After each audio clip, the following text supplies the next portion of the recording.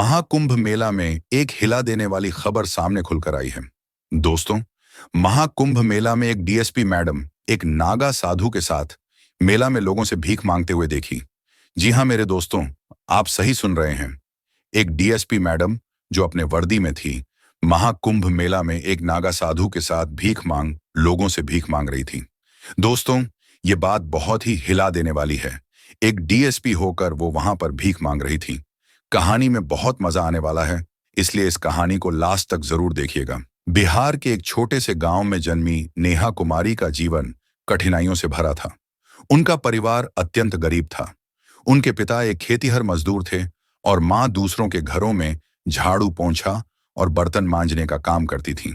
4 भाई बहनों के बीच सबसे बड़ी नेहा को बचपन से ही गरीबी की मार झेलनी पड़ी। रोजाना कभी कभी 2 वक्त की रोटी भी मुश्किल से मिलती थी। लेकिन नेहा की आंखों में बड़े सपने थे। वह हमेशा कहती थी, गरीबी मेरी मजबूरी है, लेकिन यह मेरी तकदीर नहीं बनेगी। गांव के सरकारी स्कूल में पढ़ाई करने वाली नेहा को अपनी पढ़ाई जारी रखने के लिए कई संघर्षों का सामना करना पड़ा। कई बार स्कूल की फीस भरने और किताबें खरीदने के लिए उन्हें दूसरों के घरों में काम करना पड़ा। कई पड़ोसियों ने ताने दिए, लड़की होकर पढ़ाई का क्या करोगी? शादी करके चूल्हा छौंका ही तो करना है।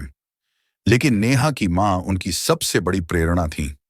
उन्होंने अपनी बेटी का हौसला बढ़ाया और हर संभव तरीके से उसकी पढ़ाई जारी रखने में मदद की। नेहा पढ़ाई में बहुत होशियार थी। उन्होंने 10वीं कक्षा में पूरे जिले में टॉप किया। ये उनके परिवार के लिए गर्व का क्षण था, लेकिन आगे की पढ़ाई के लिए पैसे नहीं थे।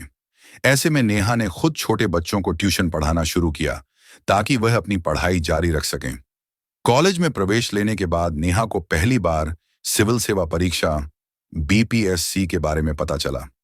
जब उन्होंने सुना कि इस परीक्षा के माध्यम से deputy superintendent of police DSP बना जा सकता है, तो उन्होंने ठान लिया कि वह इसी पद को हासिल करेंगी। लेकिन यह सफर आसान नहीं था। उनके पास न तो महंगे कोचिंग सेंटर की फीस भरने के पैसे थे और न ही महंगी किताबें खरीदने का साधन।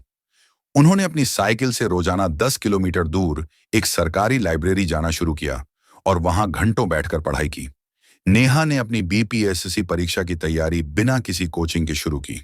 उनके पास इंटरनेट या स्मार्टफोन तक नहीं था, इसलिए वह पुराने अखबार और सरकारी पुस्तकों से पढ़ाई करती थी। नेहा पढ़ाई में बहुत होशियार थी। उन्होंने 10वीं कक्षा में पूरे जिले में टॉप किया। ये उनके परिवार के लिए गर्व का क्षण था, लेकिन आगे की पढ़ाई के लिए पैसे नहीं थे। ऐसे में नेहा ने खुद छोटे बच्चों को ट्यूशन पढ़ाना शुरू किया ताकि वह अपनी पढ़ाई जारी रख सकें। कॉलेज में प्रवेश लेने के बाद नेहा को पहली बार सिविल सेवा परीक्षा बीपीएससी के बारे में पता चला। जब उन्होंने सुना कि इस परीक्षा के माध्यम से deputy superintendent of police DSP बना जा सकता है, तो उन्होंने ठान लिया कि वह इसी पद को हासिल करेंगी। लेकिन यह सफर आसान नहीं था। उनके पास न तो महंगे कोचिंग सेंटर की फीस भरने के पैसे थे और न ही महंगी किताबें खरीदने का साधन। उन्होंने अपनी साइकिल से रोजाना 10 किलोमीटर दूर एक सरकारी लाइब्रेरी जाना शुरू किया और वहां घंटों बैठकर पढ़ाई की। नेहा ने अपनी बीपीएससी परीक्षा की तैयारी बिना किसी कोचिंग के शुरू की। उनके पास इंटरनेट या स्मार्टफोन तक नहीं था, इसलिए वह पुराने अखबार और सरकारी पुस्तकों से पढ़ाई करती थी। बिजली न होने के कारण रात में लालटेन की रोशनी में पढ़ाई करना, कभी कभी भूखे पेट पढ़ाई करनी पड़ती थी। समाज के ताने, तुम एक गरीब लड़की हो, तुमसे कुछ नहीं होगा। लेकिन नेहा ने इन सभी बाधाओं को अपनी प्रेरणा बना लिया। पहली असफलता, लेकिन हार नहीं मानी। नेहा ने पहली बार बीपीएससी परीक्षा दी, लेकिन वह प्रारंभिक परीक्षा में पास नहीं हो पाई। यह उनके लिए एक बड़ा झटका था, लेकिन उन्होंने हार नहीं मानी। उन्होंने अपनी गलतियों से सीखा और दोगुनी मेहनत के साथ फिर से तैयारी। मुख्य परीक्षा की तैयारी के दौरान कई लोग उनका हौसला तोड़ने की कोशिश करने लगे। तुम गरीब घर की लड़की हो, तुमसे नहीं होगा। लेकिन आरती की मां हमेशा उनके साथ खड़ी रहीं और उन्होंने अपनी बेटी को प्रेरित किया कि वह अपने सपने को पूरा कर। आरती ने बीपीएससी की मुख्य परीक्षा भी अच्छे अंकों से पास कर ली और इंटरव्यू के लिए बुलाया गया। इंटरव्यू में उन्होंने अपने संघर्ष और पुलिस सेवा में आने की इच्छा के बारे में बताया। उनकी ईमानदारी, मेहनत और जुनून को देखकर चयनकर्ताओं ने उन्हें डीएसपी पद के लिए चुना। जब परिणाम घोषित हुआ और आरती का नाम डीएसपी के रूप में आया, तो पूरा गांव गर्व से झूम उठा। जिसने भी कभी उनका मजाक उड़ाया था, वही लोग अब उनकी तारीफ कर रहे थे। उनकी मां की आंखों में गर्व के आंसू था। आरती की कहानी हमें सिखाती है कि गरीबी कोई बाधा नहीं होती, यदि हमारे पास मेहनत और लगन है। उन्होंने समाज की हर रुकावट को पार किया और यह साबित किया कि किसी की भी किस्मत बदली जा सकती है, बशर्ते हम अपने सपनों को पूरा करने के लिए सच्ची मेहनत करें। आज आरती डीएसपी के रूप में देश की सेवा कर रही। आरती ने जब अपने DSP, deputy superintendent of police बनने की खबर सुनी, तो उनकी खुशी का कोई ठिकाना नहीं था।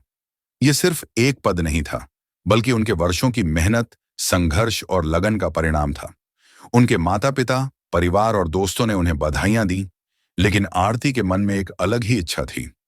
वह अपनी सफलता का पहला आभार महाकुंभ मेले में जाकर भगवान को अर्पित करना चाहती थी। महाकुंभ मेला, जो हर 12 वर्षों में एक बार आयोजित होता है, भारत की सबसे बड़ी धार्मिक और आध्यात्मिक सभा है। आरती ने अपनी छुट्टियों की योजना बनाई और प्रयागराज जाने का फैसला किया, जहां इस बार महाकुंभ का आयोजन हो रहा था। जैसे ही वह प्रयागराज पहुंची, वहां की भव्यता देखकर स्तब्ध रह गईं। करोड़ों की भीड़, संत महात्माओं के प्रवचन, गंगा आरती की गूंज और आस्था में डूबे श्रद्धालुओं का महासागर, सब कुछ अलौकिक लग रहा था। आरती ने सबसे पहले संगम स्नान किया। जैसे ही वह गंगा के पवित्र जल में उतरी, उन्हें एक अद्भुत ऊर्जा का एहसास हुआ।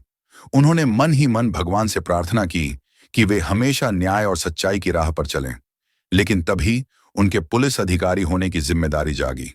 उन्होंने देखा कि मेला क्षेत्र में भीड़ बेकाबू हो रही थी और कुछ महिलाएं व बच्चे अपने परिवार से बिछड़ गए थे। एक डीएसपी के रूप में उनकी ट्रेनिंग और स्वाभाविक नेतृत्व क्षमता तुरंत सक्रिय हो गई। आरती ने स्थानीय पुलिसकर्मियों की मदद से सुरक्षा व्यवस्था का जायजा लिया और अधिकारियों से चर्चा की। तभी एक महिला दौड़ती हुई उनके पास आई और रोते हुए बोली, मैडम, मेरी 7 साल की बेटी खो गई है, कृपया मेरी मदद कीजिए। आरती ने तुरंत एक्शन लिया। उन्होंने अनाउंसमेंट सेंटर से बच्ची का हुलिया प्रसारित करवाया और पुलिस टीम को उसकी खोज में लगा दिया।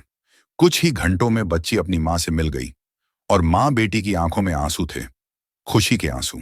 उस घटना ने आरती को एहसास कराया कि उनकी खुशी सिर्फ पदोन्नति में नहीं, बल्कि लोगों की सेवा में भी है। महाकुंभ में बिताए गए कुछ दिनों ने आरती के जीवन को नई दिशा दी। उन्होंने न केवल अपनी सफलता का जश्न मनाया, बल्कि अपनी जिम्मेदारियों को भी और गहराई से समझा। जब वह वापस अपने कार्यक्षेत्र लौटी, तो उनके मन में एक नई ऊर्जा थी, एक संकल्प कि वे अपनी शक्ति का उपयोग लोगों की भलाई और न्याय के लिए करेंगी। महाकुंभ ने उन्हें सिर्फ आध्यात्मिक संतोष ही नहीं दिया, बल्कि सेवा का असली अर्थ भी सिखाया। डीएसपी आरती की यह यात्रा सिर्फ एक धार्मिक यात्रा नहीं थी, बल्कि उनके व्यक्तित्व और कर्तव्य की एक नई परिभाषा थी।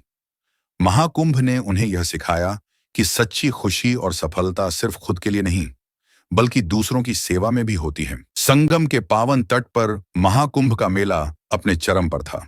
करोड़ों श्रद्धालु गंगा, यमुना और अदृश्य सरस्वती के संगम में स्नान कर अपने पापों से मुक्ति पाने की आस लिए चले आ रहे थे। साधु संतों का जमावड़ा, अखाड़ों की भव्य शोभा यात्राएं, मंत्रोच्चारण, घंटियों की आवाज और धूप अगरबत्ती की खुशबू माहौल को आध्यात्मिक बना रही थी। इन्हीं भक्तों और साधुओं की भीड़ में एक महिला पुलिस अधिकारी, डीएसपी सीमा वर्मा, एक कोने में बैठी थी। उसकी वर्दी पर लगे सितारे अब भी उसकी ताकत की कहानी कह रहे थे, लेकिन उसकी आंखों में एक अजीब सा दर्द था।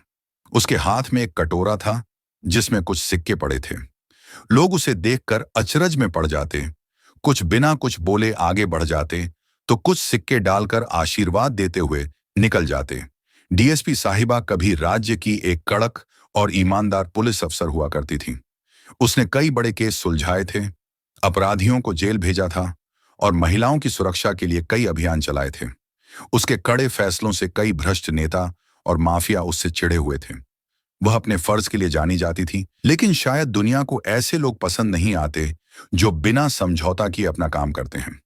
एक दिन जब डीएसपी साहिबा एक बड़े घोटाले की जांच कर रही थी, तब उसके ही विभाग के कुछ अधिकारी और भ्रष्ट राजनेताओं ने उसे फंसाने की साजिश रची। उस पर झूठे आरोप लगाए गए और उसे निलंबित कर दिया गया। धीरे धीरे उसका सब कुछ छिन गया, वर्दी, सम्मान, नौकरी और यहां तक कि उसका परिवार भी। अपनी बेगुनाही साबित करने की हर कोशिश नाकाम होने के बाद सीमा के पास कुछ भी नहीं बचा था। वह दुनिया के क्रूर सच को समझ चुकी थी। वह जान चुकी थी कि सत्य के मार्ग पर चलने वालों के लिए यह दुनिया आसान नहीं है। थक हार कर वह साधुओं के बीच रहने लगी, लेकिन पेट की भूख का क्या। अब वह महाकुंभ में एक साधारण महिला की तरह भीख मांग रही थी। शायद यह उसके पिछले जन्मों का कोई कर्म था, या शायद यह एक परीक्षा थी जो नियति ने उसके लिए तय कर रखी थी। लेकिन उसके भीतर अब भी एक चिंगारी थी। एक दिन जब वह घाट पर बैठी थी, तभी एक वरिष्ठ पुलिस अधिकारी वहां आया। जब पुलिस अधिकारी की नजर डीएसपी मैडम पर पड़ी, तो उनकी आंखें फटी की फटी रह गईं। उनके आसमान तले जमीन खिसक गए। वे हक्का बक्का रह गए। उसने डीएसपी मैडम को एक ही नजर में पहचान लिया। इसलिए वह पुलिस अधिकारी तुरंत डीएसपी मैडम के पास गया और डीएसपी मैडम से पूछने लगा था, जो अब आईजी बन चुका था। डीएसपी मैडम, आप यहां इस हाल में? वे हैरान था। सीमा ने हल्की मुस्कान दी और कहा, कभी ईमानदारी की कीमत चुकाई है? यह सुनने के बाद डीएसपी मैडम ने हल्की मुस्कान दी और कहा, कभी ईमानदारी की कीमत चुकाई है? आईजी अधिकारी ने उसकी पूरी कहानी सुनी और उसे वापस उठाने का फैसला किया। कुछ ही हफ्तों में नए साक्ष्यों के साथ सीमा को न्याय मिला। वह फिर से अपनी वर्दी में थी, लेकिन अब पहले से भी ज्यादा मजबूत। महाकुंभ का वह दिन उसके जीवन का सबसे कठिन दिन था, लेकिन उसी संगम तट पर उसकी किस्मत भी बदल गई।